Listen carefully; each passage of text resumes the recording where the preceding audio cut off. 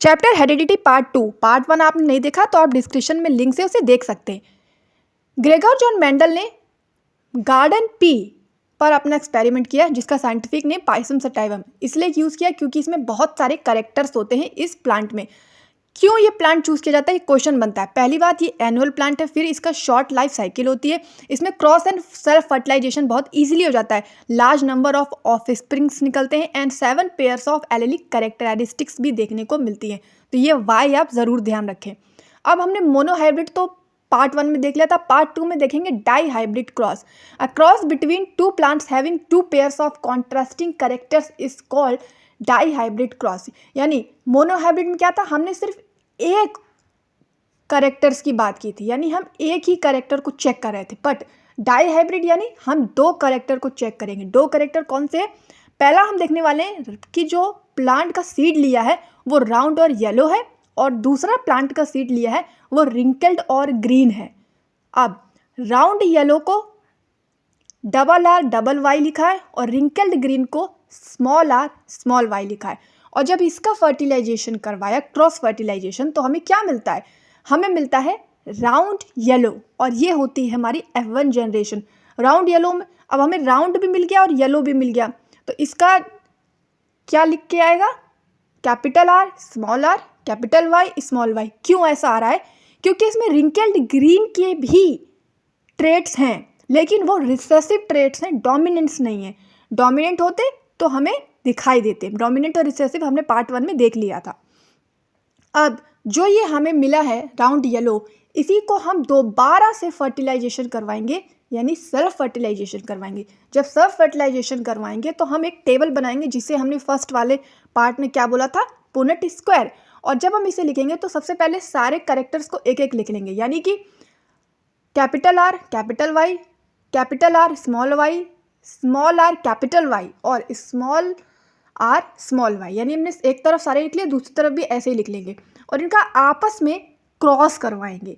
Cross करवाने पे हमें F2 जनरेशन मिलेगी, जिसमें हम देखेंगे कि हमें 9 राउंड येलो मिल रहे हैं, 3 राउंड ग्रीन मिल रहे हैं, 3 रिंकल्ड येलो मिल रहे हैं और 1 रिंकल्ड ग्रीन मिल रहा है। तो इस पुनेट स्क्वायर को बनाना आपको सीखना है, यानी 1-2 बार आप इसे बनाएंगे, कॉपी पर ट्राई करेंगे तो आपको ईजिली समझ में आ जाएगा। बहुत इजी है। सबसे पहले हमने क्या लिखा था? राउंड येलो लिया था और रिंकल्ड ग्रीन लिया था। जब दोनों का क्रॉस फर्टिलाइजेशन कराया तो हमें क्या मिला? Round yellow. जब राउंड येलो मिला तो उसी को हम दोबारा राउंड येलो से यानी सेल्फ फर्टिलाइजेशन करा देंगे, तो हमारा जो फिनोटाइपिक रेशियो मिलेगा वो मिलेगा 9:3:3:1। क्यों मिलेगा? क्योंकि हमें 9 मिल रहे हैं राउंड येलो, 3 मिल रहे हैं राउंड ग्रीन, 3 मिल रहे हैं रिंकल्ड येलो और 1 मिल रहा है रिंकल्ड ग्रीन। अब इसे हम यहाँ पर और स्पष्ट आप देख सकते हैं कि हमने सीड शेप कौन से लिए हैं? राउंड और रिंकल्ड लिए हैं। और सीड के कलर कौन से लिए? येलो और ग्रीन। F1 जनरेशन बहुत ही इजीली राउंड येलो और रिंकल्ड ग्रीन का क्रॉस कराए तो राउंड येलो मिल गया। और जब इसी को हमने दोबारा से फर्टिलाइजेशन करवाया तो हमारा पुनेट स्क्वायर बन के आया और फिनोटाइपिक रेशियो F2 जनरेशन में निकल के आया 9:3:3:1, जिसमें राउंड येलो 9 है, राउंड ग्रीन 3 है, रिंकल्ड येलो 3 है और रिंकल्ड ग्रीन 1 है। यानी कि हो क्या रहा है कि मोनोहाइब्रिड क्रॉस में हमने सिर्फ एक ट्रेड के बारे में पता किया था कि जो प्लांट है वो शॉर्ट हो रहा है कि लॉन्ग हो रहा है, और अगर वो लॉन्ग भी है यानी कि टॉल भी है तो भी उसमें शॉर्ट के कुछ ट्रेट्स मौजूद हैं जो कि डोमिनेंट नहीं है, यानी दिखाई नहीं दे रहे। इसी प्रकार यहाँ हमने 2 ट्रेट को चेक किया है, यानी कि राउंड येलो भी लिया है और रिंकल्ड ग्रीन भी लिया है। यानी कि जब इनको मैंने आपस में करवाया तो हम क्या देख रहे हैं कि हमें सारे मिल रहे हैं, यानी राउंड येलो भी मिल रहा है, राउंड ग्रीन भी मिल रहा है, रिंकल्ड येलो भी मिल रहा है और रिंकल्ड ग्रीन भी मिल रहा है। ये लेकिन इसमें कुछ डोमिनेंस होंगे और कुछ यहाँ पर रिसेसिव होंगे। तो हमने आपको क्या बताया था फर्स्ट पार्ट में कि जो रिसेसिव होता है वो ट्रेट होता तो है लेकिन दिखाई नहीं देता, यानी कि वो छुपा हुआ होता है। लेकिन जो डोमिनेंस ट्रेट होता है वो दिखाई देता है, यानी कि वो प्रकट होता है, यानी वो समझ में आता है। ये होती है F2 जनरेशन। आई होप कि आप समझ गए। अब इन्हीं से हम ये मेंडल की तीनों लॉस को आसानी से समझ लेंगे। पहला law of dominance. Law of dominance क्या कहता है? When 2 contrasting and different traits are present in an organism, one trait is dominant and the other is recessive, then dominant trait is always expressed while the recessive is expressed only in the absence of dominant allele।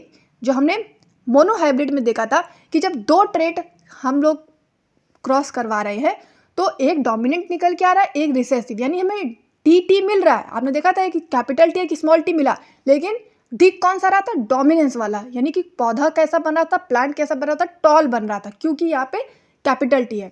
अब देखेंगे law of segregation. Law of segregation, segregate मतलब टूटना, टूटना मतलब कि जब during gamete formation the two alleles for a trait segregate, so each gamete receive only one allele, this ensure that offspring inherit one allele from each parent.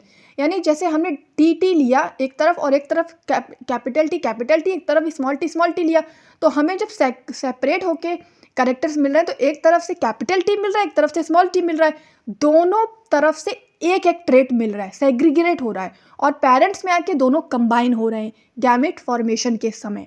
तो segregation का मतलब क्या है कि दोनों से हमें एक एक एलील मिलता है, और जब गैमेट का फॉर्मेशन होता है यानी पेरेंट्स से हमें जब मिलना होता है चिल्ड्रंस में, तो वो दोनों आपस में जुड़ जाते हैं, यानी आपस में मिक्स हो जाते हैं।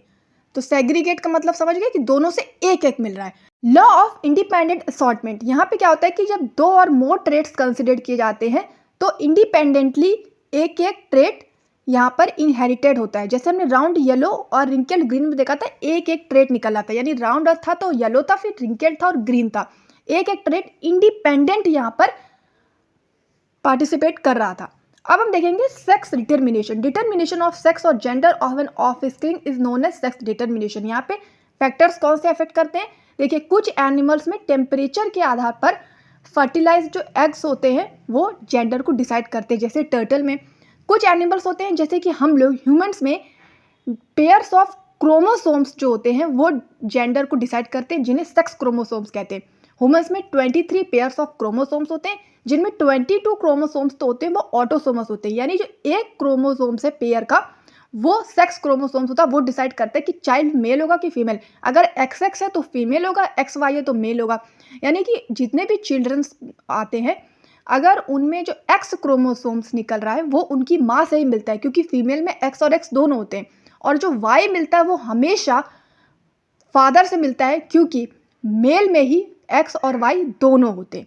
तो सेक्स का जो डिटर्मिनेशन होता है कि चाइल्ड मेल होगा कि फीमेल होगा, ये किस पे डिपेंड करता है? ये डिपेंड करता है फादर पे। Thus the sex of children will be determined by what they inherited from their father and not from their mother। तो सेक्स डिटर्मिनेशन आप समझिए कि यहाँ पे जो एक क्रोमोसोम्स है जिसे कि सेक्स क्रोमोसोम्स कहते हैं, वो जब आपस में क्रॉस होते हैं तो अगर XX क्रोमोसोम बन रहा है तो फीमेल चाइल्ड आएगा, और अगर XY क्रोमोसोम्स बन रहा है तो मेल चाइल्ड आएगा। इसे आप इस तरह और अच्छे से समझ पाएंगे। देखिए, मैंने यहाँ दिखाया पेरेंट्स हैं father XY, mother XX। Gametes का फॉर्मेशन किस प्रकार होता है, किस प्रकार क्रॉस होता है, यहाँ पे आप अच्छे से देख सकते हैं। XX female, XX female, XY male, XY male, यानी 50% प्रोबेबिलिटी हो रही है कि फीमेल चाइल्ड आएगा एंड 50% प्रोबेबिलिटी हो रही है कि मेल चाइल्ड आएगा। ये मैंने डायग्राम आपको इसीलिए शो किया कि जो क्रॉस कर किस तरह किया जाता है, यानी कहाँ से कहाँ पे क्रॉस होना है, ये आप अच्छे से देख लें और समझ लें। तो यहाँ पर हेरिडिटी का ये चैप्टर कंप्लीट होता है। हमने 2 पार्ट में इसे कवर किया, दोनों पार्ट आई होप आपने देख लिए होंगे। वीडियो पसंद आए तो वीडियो को लाइक कीजिए, शेयर कीजिए, चैनल पर नए हैं तो सब्सक्राइब ज़रूर कर लें।